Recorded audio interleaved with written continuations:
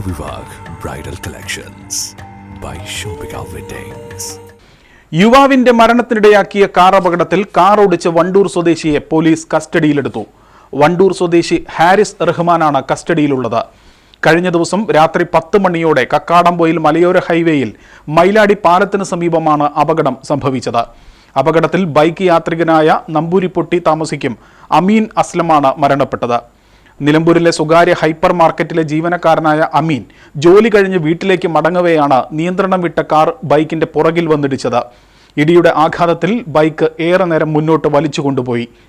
അപകടത്തെ തുടർന്ന് നിർത്താതെ പോയ കാർ പിന്നീട് മൂലേപ്പാടത്തിന് സമീപം 5-ാം ബ്ലോക്കിൽ ഉപേക്ഷിച്ച നിലയിൽ കണ്ടെത്തി. നാട്ടുകാർ നടത്തിയ തിരച്ചിലിൽ സമീപത്തെ ഒളിച്ചിരുന്ന നിലയിൽ ഹാരിസ് റഹ്മാനെ പിടികൂടുകയായിരുന്നു.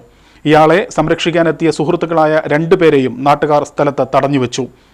നിലമ്പൂർ പോലീസ് സ്ഥലത്തെത്തിയാണ് ഇവരെ നാട്ടുകാർക്കിടയിൽ നിന്നും മോചിപ്പിച്ചത്. കാർ ഓടിച്ചിരുന്ന ഹാരിസ് റഹ്മാൻ മദ്യലഹരിയിലായിരുന്നുവെന്ന് ദൃക്സാക്ഷികൾ പറഞ്ഞു. സ്റ്റേഷനിലെത്തിച്ച ശേഷം പോലീസ് ജില്ലാ ആശുപത്രിയിൽ വൈദ്യപരിശോധന നടത്തി. അപകടകരമാം വിധം വാഹനമോടിച്ചതിന് കേസെടുത്ത് അറസ്റ്റ് രേഖപ്പെടുത്തുമെന്ന് നിലമ്പൂർ പോലീസ് അറിയിച്ചു.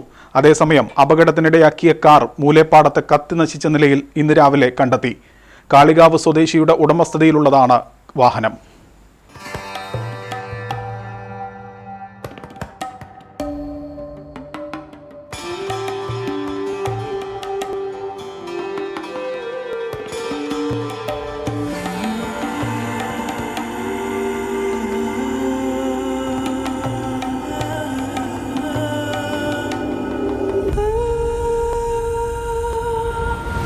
ചരിത്രവിവാഹ് bridal collections by Shoppika weddings.